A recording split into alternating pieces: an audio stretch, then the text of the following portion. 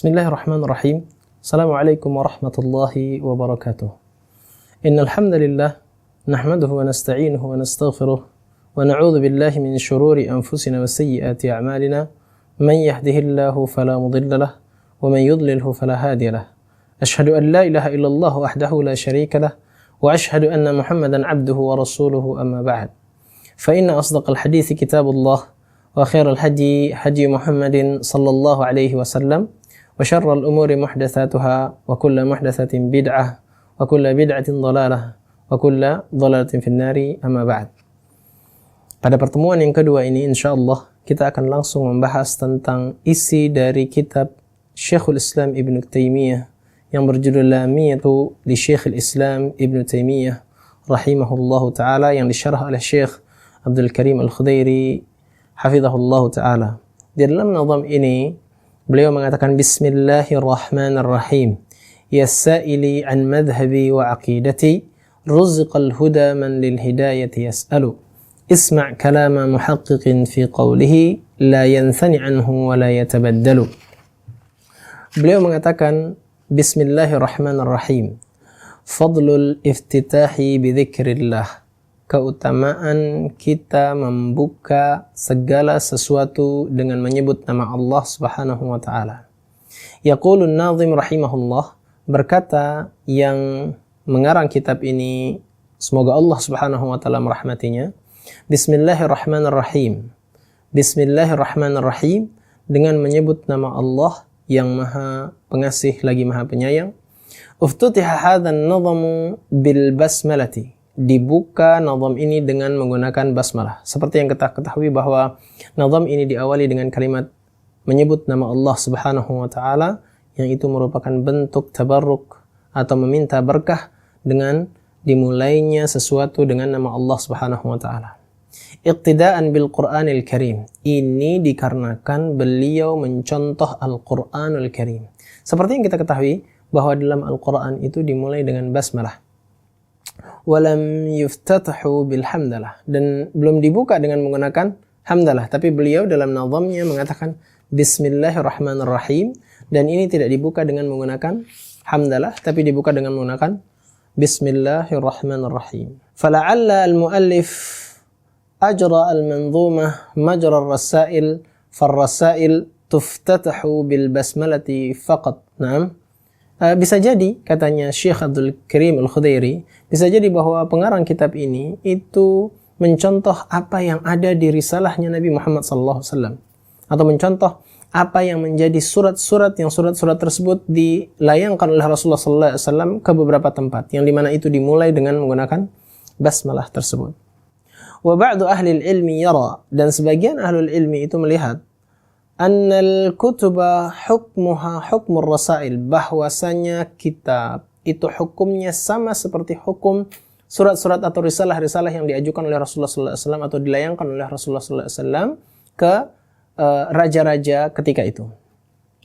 La hukmal khitab, bukan merupakan hukum ketika seseorang melakukan khitab atau berkhutbah, allati tuftathu bilhamdalah, yang dimana dia dimulai dengan menggunakan alhamdulillah. Seperti yang kita ketahui bahwa yang namanya risalah, surat, itu dimulai dengan basmalah. Adapun ketika seseorang berkhutbah atau berbicara atau berpidato, mereka memulai dengan memuji Allah Subhanahu wa taala.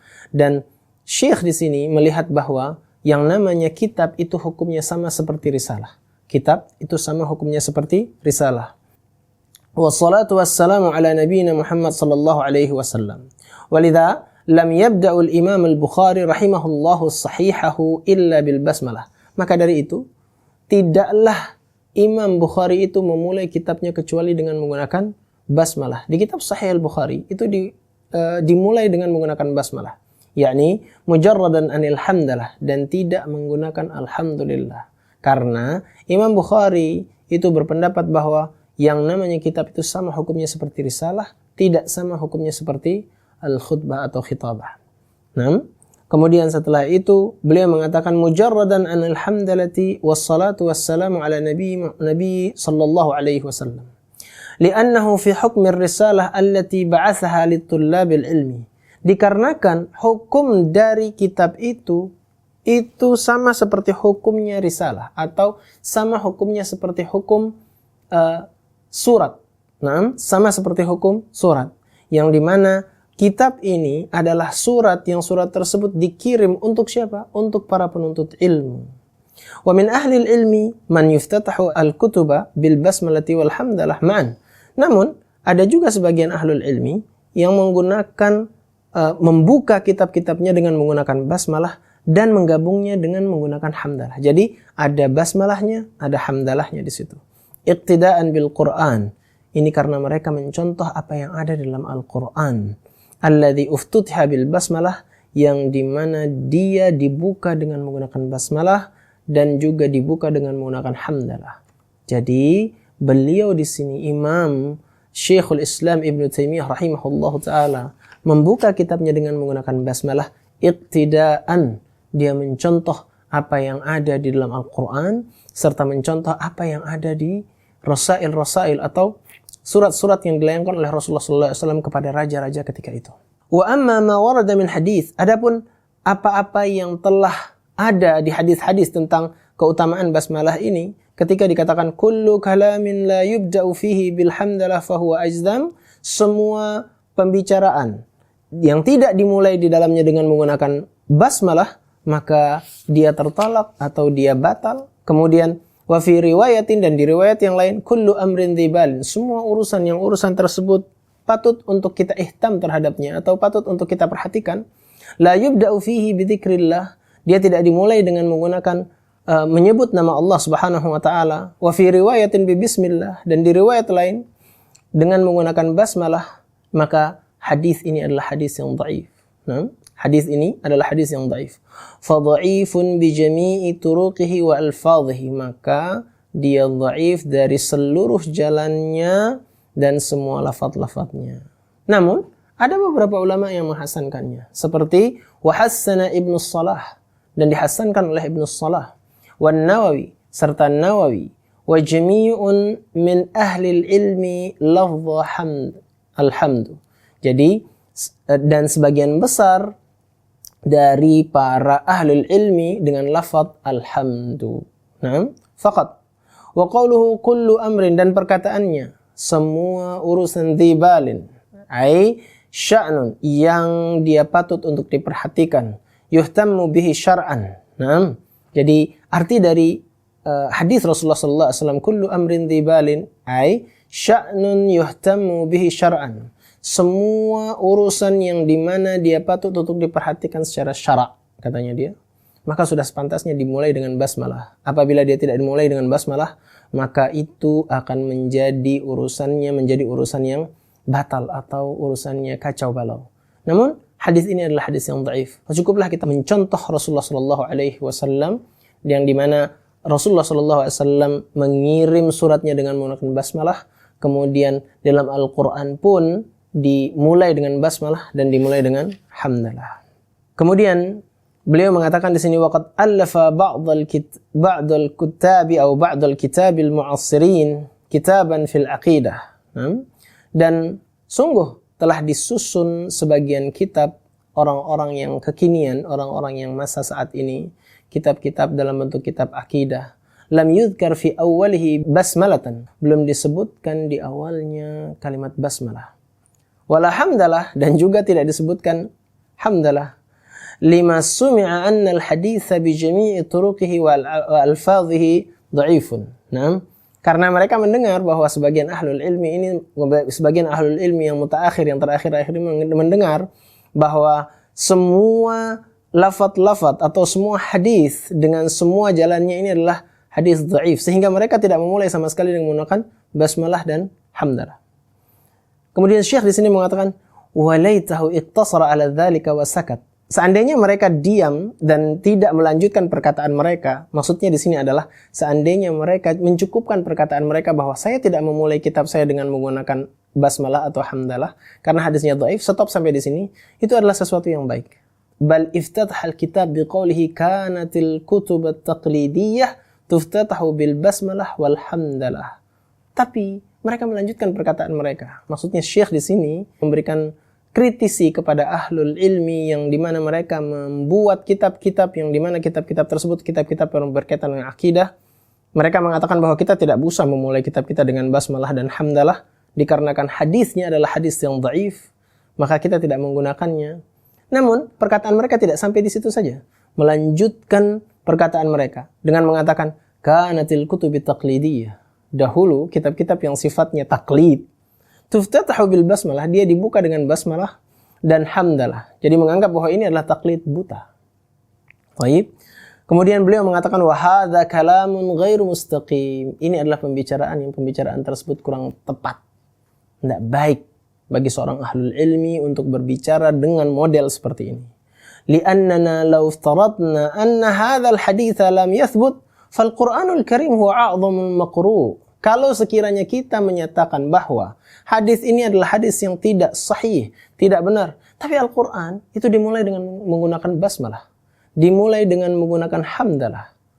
Cukup itu sebagai contoh, cukup itu sebagai cara agar kita bisa memulai semua perkara kita dengan menggunakan basmalah dan hamdalah. Begitu pula dengan apa yang dilakukan oleh Syekhul Islam Ibnu Taimiyah rahimahullahu ta'ala. Wa'adhamu masmu', dan sebaik-baiknya yang didengar itu adalah Al-Quran, sebaik-baiknya yang dibaca itu adalah Al-Quran. Muftatahun bil basmalah wal hamdalah, dan dia dimulai dengan bismillah dan alhamdulillah, seperti yang tertera di surat Al-Fatihah. Wa qad thabata anna an-nabiyya kana yaftatahu ar-rasail bil basmalah.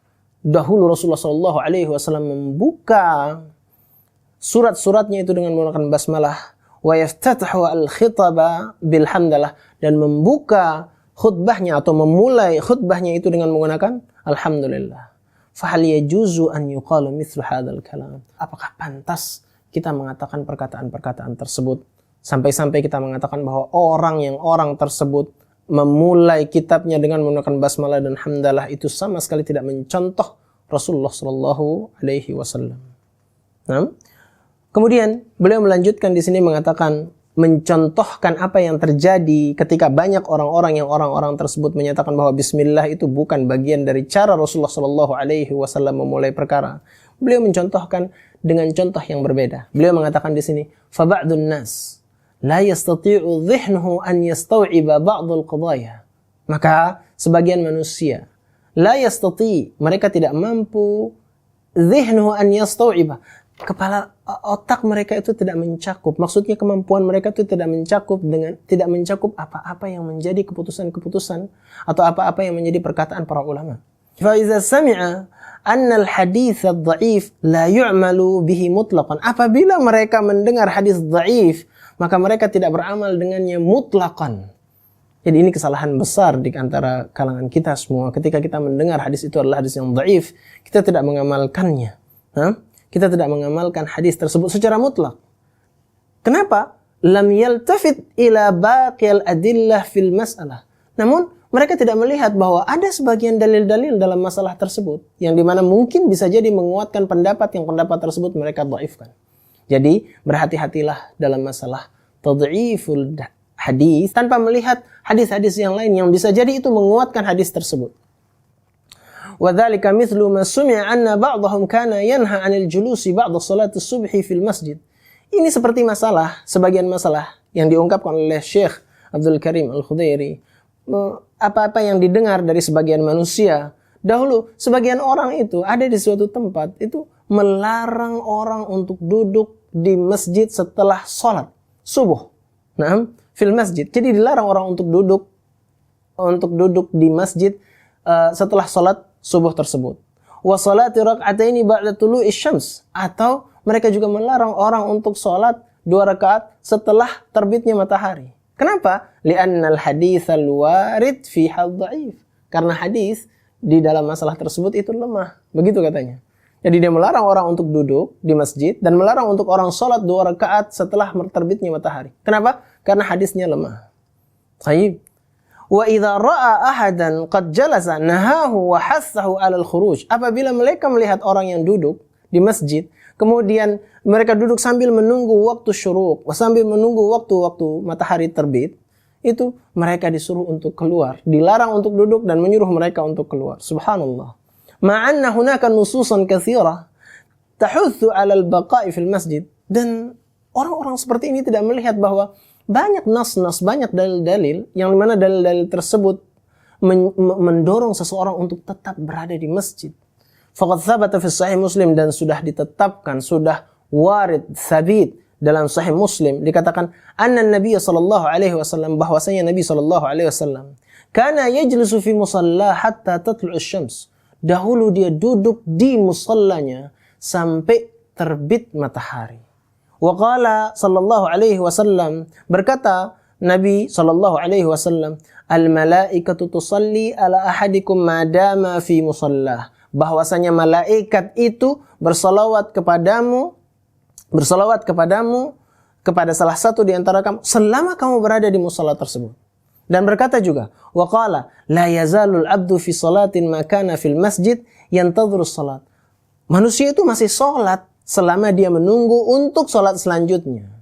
Jadi hukum orang yang duduk menunggu salat itu sama seperti hukum orang yang salat. Kira-kira begitu kita kalau boleh kita memaknainya.